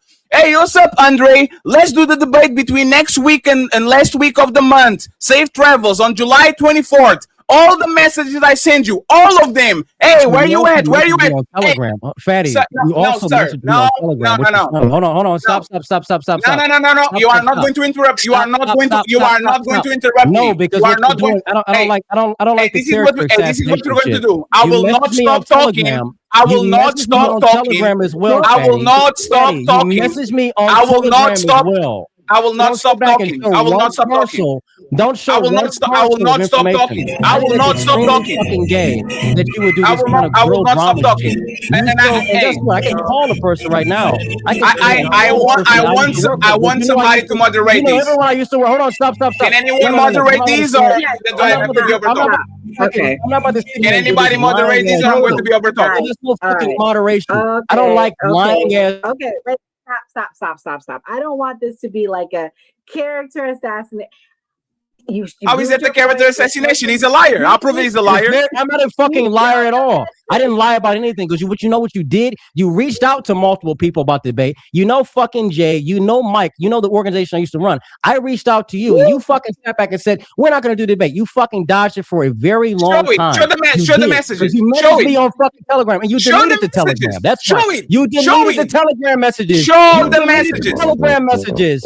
You deleted them, Fatty. Telegram? You deleted them. Can we set up the debate? Yes. Can we set up the debate now? Can we set hey, let's do this, right? Hey, let's do this. 1 second, friends. Let me tell you this. Hold on. Shut the fuck up. No, show the debate. Show the messages. Shut the fuck up. Show the messages. You know why are you chipping out? Faggot fucker. You know what I don't like? People that lie. We're pulling everybody down. That's not part of the new party. Turn the sound down. All right. Turn the sound. I can't with the sound. This is the thing. I'm going to bring you guys back up. We're going to set up a debate. People that want to sit back and lie for the sake of character assassination. This is the problem. I don't like Nora, there's something important that has to happen. I can be punished for things that I don't do. You did not want to interact with me. I can be punished for not interrupting people. If you're going to moderate the person that keeps interrupting and doing DOS bomb. You remember Jay who would come on your panel, Fatty? You did this shit, and you're going to sit back and lie because you messaged me not only on Discord, but Telegram as well. So don't sit back. I don't use Telegram. Third parties of people. Yes, you do use Telegram. You used to use Telegram back in the day. What are you talking about? Show me. Okay. People. Do you want me to call? All right, I'm removing everybody at this point. At this point, this is what we're gonna do because I don't do chaos. Like I told you, this ain't my thing. I want you guys to come back for a debate. You know how we do it. It's timed answers. I pull you down. I let you guys speak. I can't with the screaming and yelling. We cannot hear you when you guys are screaming over each other. Daddy showed the messages. Andre, do you have the Telegram messages? I'm gonna bring you up. Do you have them? Yes or no? Do you have the Telegram messages? Stop. He deleted the Telegram. And I have multiple people that used to work with him because he knew the organization I used to work with, New Frontier. All right. He reached out and wanted to do the debate. I said, I'm down for it. He never connected with me to set up the debate. He never connected with me to set up the debate. He sent multiple messages throughout the year. I don't use fucking Discord like that anymore since then. What's my number then? Show my number. Here's what I don't like. Here's what I don't like. Telegram. What's my number? You don't have to have your number to be on Telegram. You don't have to have your number to be on So Telegram. what's my ad on Telegram? What's my ad? You deleted the fucking Telegram message. No, what's my ad on Telegram? What is the name? Fatty, you have not interacted since then. Fatty, Andre already agreed to the debate. Do you agree to the debate? Play the music. Fatty, do you agree to the debate? Do you agree to the debate? So let me actually say this, right? I'm actually a little bit disappointed. I'm a little bit disappointed at y'all, and I'm going to explain why. Right?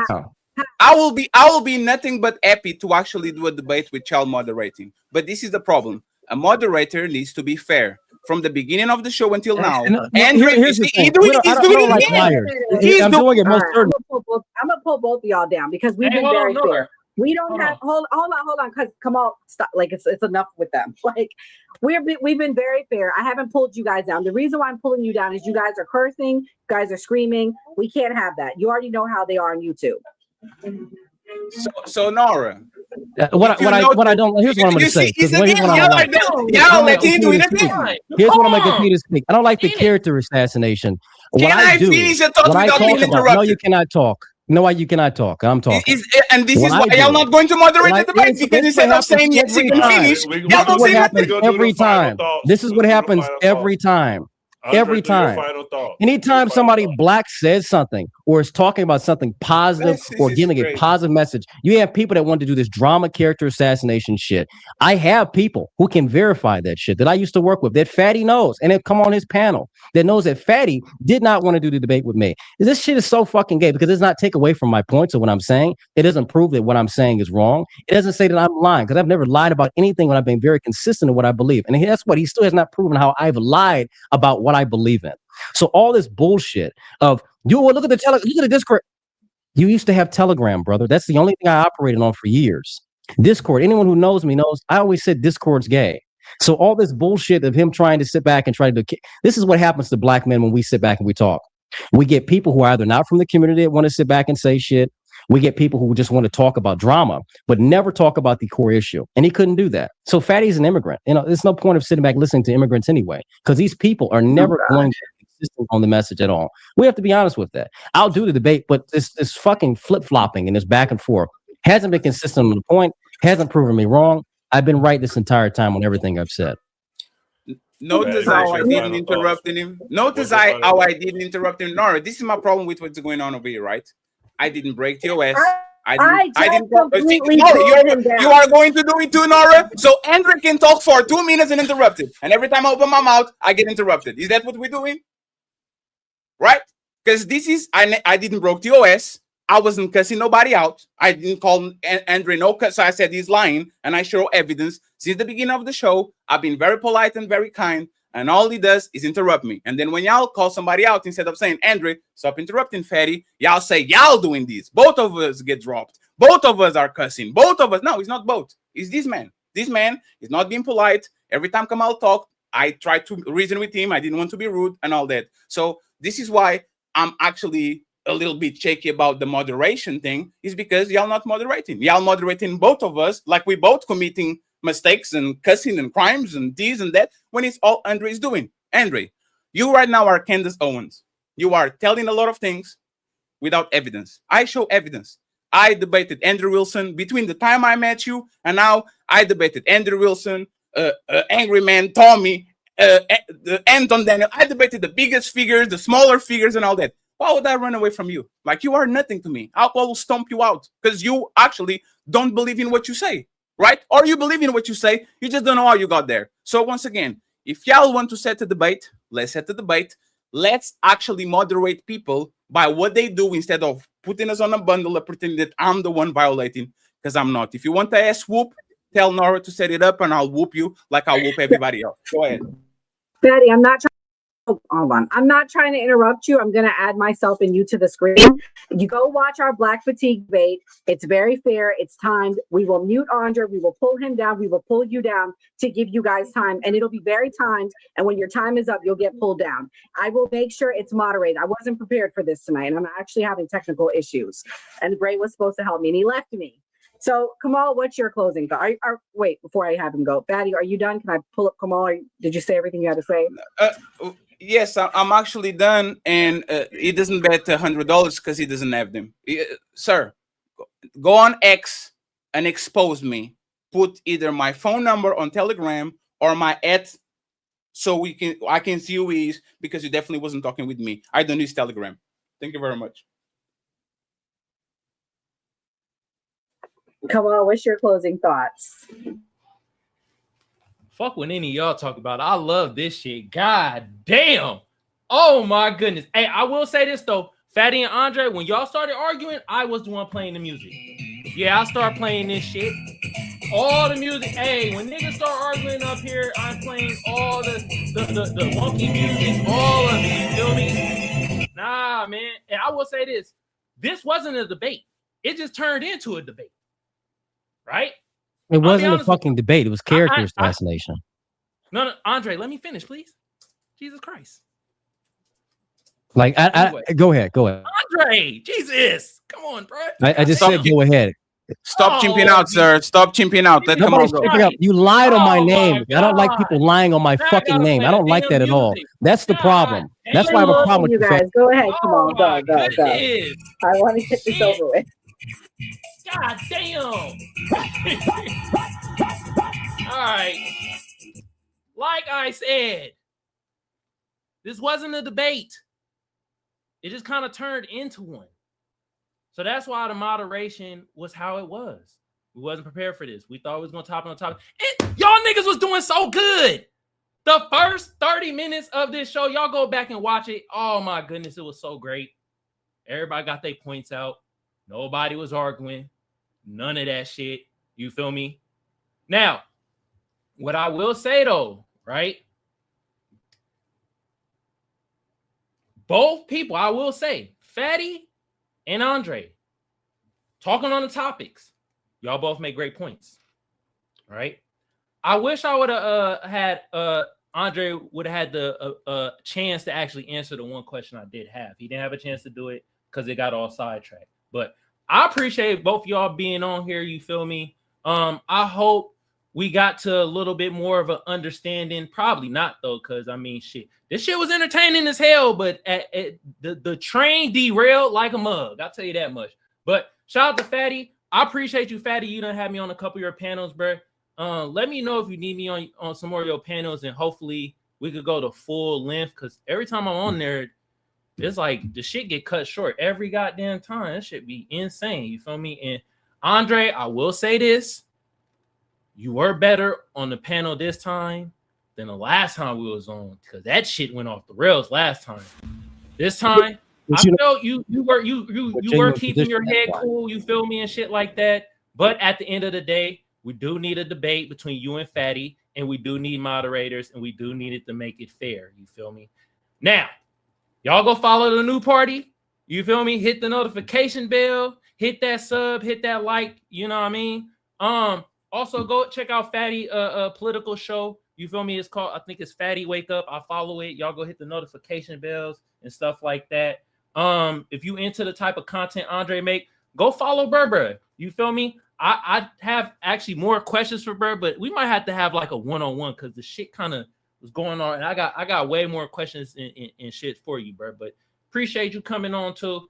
If you want to come onto my shit, Kamal Johnson on YouTube, you see it down there too and stuff like that. And yeah, this was, I don't care what nobody say. I like shit like this. You feel me? It gets the juices flowing. But at the end of the day, though, we do have to, us as black men, right? We can have our squabbles and arguing, but at some point, we do have to let each other talk one at a time. Because we can't hear you motherfuckers talking over each other when there's one nigga, and the other, we can't hear the shit. It don't make sense. It sounds like Chinese. But I appreciate both of y'all. I hope y'all come back on the show. Hell, maybe one day I'll have y'all on my show or whatever. It would be pretty cool, you and Andre. That conversation keep going. Gray, what's your closing thoughts? If you're watching right now, hit that subscribe button and press that notification bell. Know when we go live.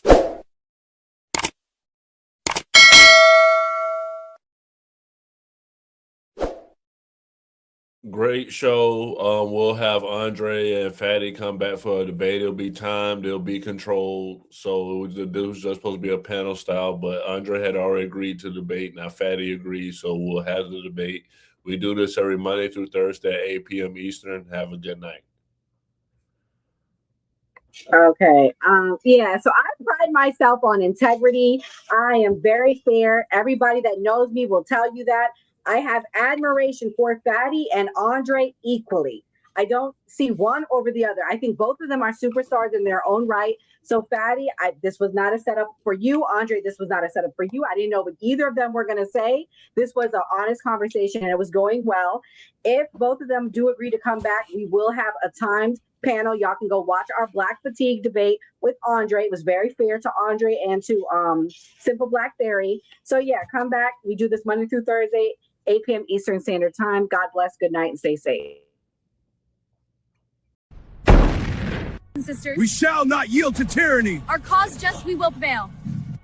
The fight for our rights. Buffs, ready for a journey back? Look at this encampment. The spirit of 76 is alive. Bobby, at this point, history. Shame on you. Shame on you. Because we are being played as the American people. Our money is funding a war that we don't need to be in.